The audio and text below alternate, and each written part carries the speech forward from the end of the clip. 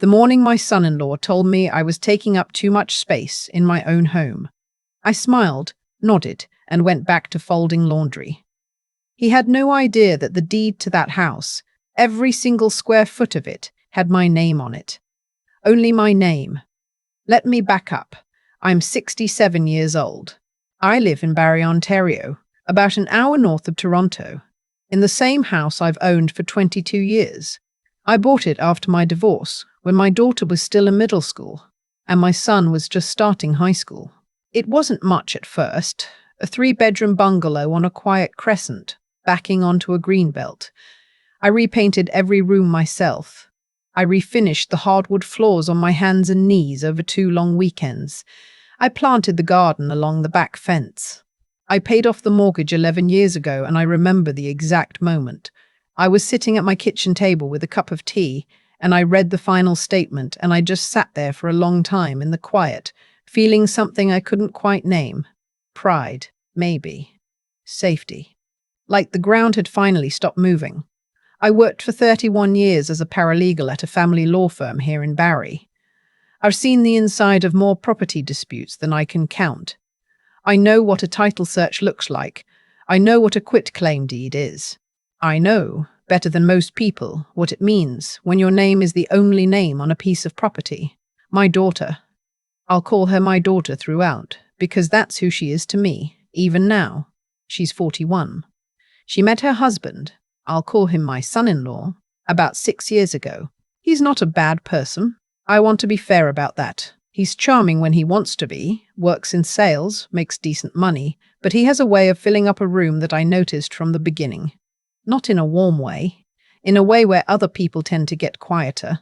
They got married 4 years ago. I was happy for her. I danced at the wedding. I gave a speech that made people laugh and cry, which is the only kind of speech worth giving. About 2.5 years ago, they hit some financial turbulence. He'd left his job to start a business, some kind of e-commerce venture, and it hadn't taken off the way he'd hoped. They were renting a 2-bedroom apartment in Innisfil, and the lease was coming up. My daughter called me in late August, and I could hear it in her voice before she even asked. "Just while we get back on our feet," she said. 6 months, maybe 8. I said yes without hesitating. Of course I said yes. She's my daughter. The house had 2 spare bedrooms, and I rattled around in it alone most evenings anyway. I thought it would be nice, honestly. Company for dinner. Someone to watch television with on Friday nights. I cleared out the larger guest room for them, moved my sewing things into the smaller one, and put fresh linens on the bed. I baked a loaf of banana bread for their first morning. I remember feeling genuinely glad.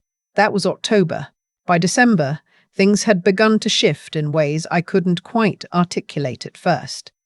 My son-in-law started referring to the house as our place when he talked to people on the phone. Small thing. I told myself it didn't matter. Then he rearranged the living room furniture without asking. Said the old layout blocked the natural flow. I came home from the office one afternoon, and the reading chair I'd had for 15 years was pushed into the corner near the basement door. When I moved it back, he laughed and said I was resistant to change. My daughter said nothing. I let it go. In January, he suggested we repaint the kitchen. He'd already picked out a color, some deep navy that would have made the room feel like the inside of a submarine. I said I liked the kitchen as it was. He looked at my daughter. My daughter looked at her hands. He said, "It's just paint, Mum." And I noticed he'd started calling me Mum by then, which I'd never invited. I said, "I know it's just paint, and the kitchen stays as it is." He was quiet for the rest of the evening. My daughter apologized to me later, in the hallway, in a whisper, which bothered me more than his behavior did. Spring came. The 6 to 8 months stretched to a year without anyone acknowledging it directly. His business was almost profitable. They were almost ready to start looking. There was always a reason. Always almost. I started paying attention differently. Not suspiciously, not yet, just more carefully. He began hosting his friends on weekends. The kitchen would be full of people I didn't know, and I would find myself eating dinner in my bedroom with the door closed, which was not something I'd ever done in my own home. I said something about it once, carefully, and my son-in-law said that I was welcome to join them, as if I needed permission to sit in my own kitchen. My daughter pulled me aside that time. She said, "He just wants to feel at home, Mum. Can't you try a little harder?" I thought about that for a long time. Was I the problem? I genuinely ask myself that. I'm not a perfect person. I have opinions. I like my routines. I'm particular about certain things. Maybe I was being rigid. Maybe 67 years of independence had made me difficult to live with. But then, it was a Thursday evening in late September, almost exactly 2 years after they'd moved in. I'd come home from a dinner with a friend earlier than expected and let myself in quietly. I was heading to the kitchen for a glass of water when I heard their voices from the living room. The door wasn't quite closed. My son-in-law was talking about property values. I stood still. He was saying that houses on my street had gone up considerably, that a bungalow with a greenbelt backing had listed recently for just under 800,000, that with some updates. New kitchen, main bath refresh, maybe an addition. Mine could probably hit 850. My daughter said something I couldn't hear clearly. He said, "She's 67. She doesn't need all this space. A nice one-bedroom condo, somewhere she'd have her own community, people her own age. She'd probably be happier." Then my daughter said, "The question is whether she'd go willingly or whether we'd have to be more direct about it." I stood in that hallway for what felt like a very long time. Then I walked to my bedroom, sat on the edge of my bed in the dark, and didn't sleep until almost 4 in the morning. I want to be honest about what that felt like, because I think some people would expect me to say I was angry. I was. But underneath the anger was something lonelier than that. I had believed, I think, that even if my son-in-law saw my home as a resource to be managed, my daughter understood that this was my life, my ground, the thing I had built and held on to through everything. The fact that she didn't was the part that stayed with me. I didn't say anything the next morning. I made coffee, I said good morning, I asked if anyone wanted eggs. My son-in-law said he was late for a call. My daughter gave me a slightly too long hug before she left for work, which told me she felt something, even if she wasn't ready to say it. I drove to the office, sat down at my desk, and I thought about what I knew. I knew property law. I'd spent 3 decades on the edge of other people's worst moments in it. I knew what my options were, and I knew what my rights were. I knew with absolute clarity that my name was the only name on the title to that property. They had never contributed to the mortgage, the property tax, the maintenance, or the insurance. They had no legal claim to anything. What I needed was documentation. I pulled my own title over my lunch break, something I hadn't looked at in years. Clean. My name only. Registered and clear. I called a real estate lawyer I'd worked with for years, a woman named Beverly, and I asked her a few quiet questions. Hypothetically, I said, for a file I was working on. She told me exactly what I already knew and confirmed a few things I wanted to have confirmed. Then I waited, not out of cruelty, the way some people might imagine. I wasn't setting a trap. I was buying myself time to think clearly because I'd learned from 31 years of watching people make terrible decisions in emotional moments that acting from panic is how you create problems you spend years trying to fix. I needed to decide what I actually wanted. Did I want them out? The honest answer was yes. Not out of my life. She was still my daughter, and I still loved her in the complicated, aching way you love someone who has disappointed you, but out of my home. I wanted my reading chair where I put it. I wanted to make tea at 10 at night without feeling like a guest. I wanted my garden, and my quiet, and my ground. But I also knew that how I did this would matter for a long time afterward. A few weeks later, on a Sunday evening in October, my son-in-law sat down across from me at the kitchen table. My daughter was in the shower. He had the look of someone who had rehearsed what he was about to say.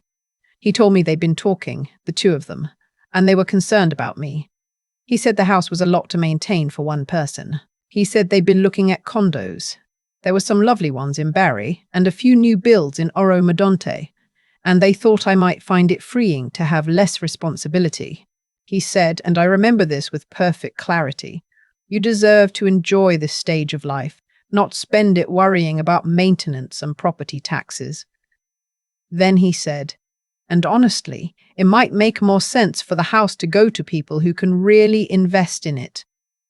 I looked at him. I said, "I appreciate you sharing that with me. I'll give it some thought."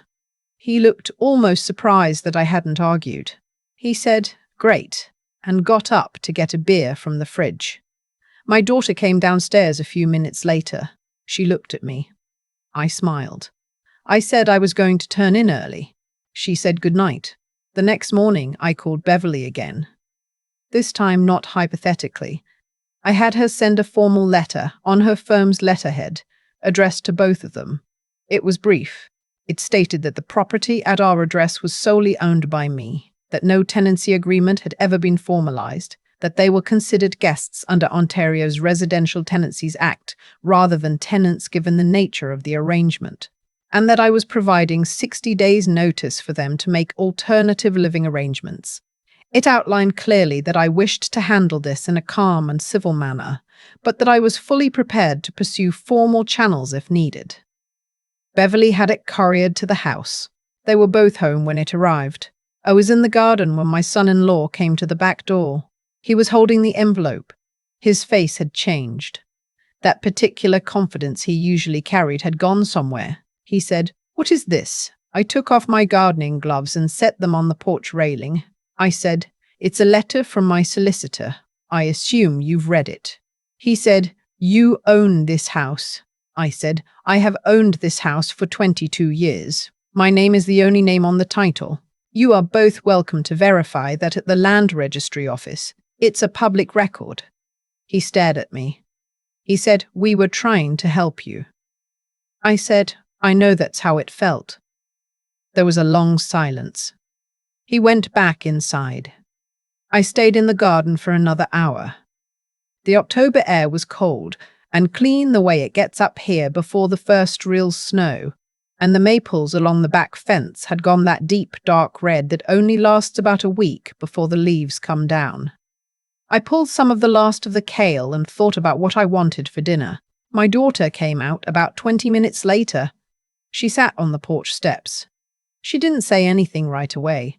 Then she said, "Did you know we were going to do this?" I said, "I heard enough to understand the direction." She was quiet for a long time.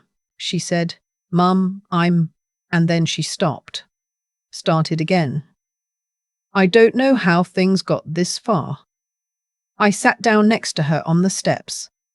I told her the truth, that I wasn't angry at her the way I might have been angry at someone I didn't love, that what I felt was more like grief, because I had expected more from her, and that expectation came from somewhere real. She cried. I let her. I didn't cry, not then. I'd done most of that at 4 a.m. a few weeks earlier. She asked if we could still be okay. I said that depended on her. They were gone within the 60 days. My son-in-law found them an apartment in Barry, a rental off Bayfield Street. 2 bedrooms, reasonable rent. He was cold to me on moving day, which I understood. My daughter hugged me at the door for a long time. The morning after they left, I made coffee and carried it to the living room. The reading chair was where it belonged. The kitchen was the color I had painted it 8 years ago, a warm cream that catches the morning light. The quiet in the house was different from the quiet I'd learned to hide in.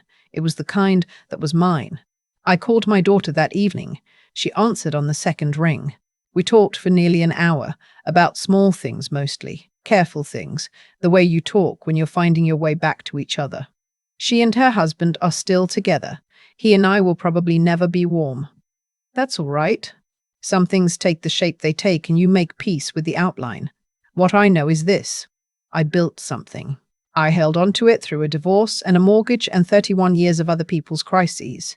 And when someone tried to convince me that it would be generous to hand it over, that I deserved to be moved somewhere smaller, somewhere quieter, somewhere out of the way.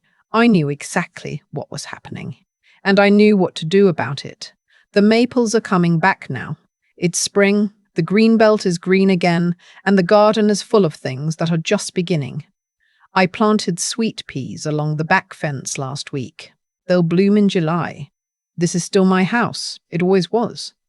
I think about the moment I stood in that hallway a lot. The lights were off. The house was quiet around me, and I could hear my son-in-law's voice through a door that wasn't quite closed, talking about square footage and property values like I was already gone. And what I felt, standing there, it wasn't panic. It was something closer to clarity. That kind of clarity doesn't come from nowhere. It comes from having lived long enough to know the difference between a hard moment and a dangerous one, and from having built, slowly and sometimes painfully, the habit of thinking before you speak. I've made mistakes in my life, plenty of them. I reacted too fast, said things I couldn't take back, trusted people past the point where the evidence was telling me not to. But somewhere along the way, maybe through the divorce, maybe through the years of watching other families come apart at my office desk, I learned that the most powerful thing you can do in a moment that frightens you is wait. Not because waiting is passive, because waiting, when you do it right, is preparation. What I did after that night wasn't revenge. I want to be clear about that. I didn't want to humiliate anyone. I didn't want to win an argument. I wanted my home back, and I wanted to do it in a way I could live with afterward. That meant being honest about what I'd heard, honest about what I needed, and honest about what I wasn't willing to give up, which was the ground I had spent 22 years building. There's something I've come to believe, not from any book or philosophy, but just from watching people. The outcomes we get tend to follow pretty directly from the choices we make, especially the quiet choices, the ones nobody sees. My son-in-law made a quiet choice when he decided that my home was an opportunity. My daughter made a quiet choice when she stayed silent instead of speaking, and I made a quiet choice when I picked up the phone and called Beverly. Those choices had consequences for all of us. The thing about integrity, about actually doing the right thing rather than just intending to, is that it requires knowing what the right thing is, which isn't always obvious, and then doing it even when it's uncomfortable. It would have been easier to confront them the night I overheard. It also would have been messier, more hurtful, and probably less effective. The harder choice was the one that took more from me, to stay composed, to think it through, to act from a place of knowledge rather than hurt. That's what 31 years of family law teaches you, if you're paying attention. Not cynicism, precision. You learn where the real leverage is, and you learn that most conflict resolves cleanly when someone in the room is willing to be both firm and fair. I'm not angry at my daughter. I miss the version of things where that conversation in the hallway never happened. But I can't have that, so I work with what I have. We're finding our way back, slowly, the way you do after something real has broken, and you're deciding together whether it's worth putting back together. It is. She's my daughter. That doesn't change. But the sweet peas are coming in along the back fence, and the kitchen is still the color I painted it. And the quiet in this house belongs to me again. I think that's what I want people to take from this. If anything, that it's worth knowing what you've built. Worth defending it carefully, not frantically. Worth having enough of yourself together, enough knowledge, enough composure, enough willingness to act. That when the moment comes, you're ready for it. I was ready.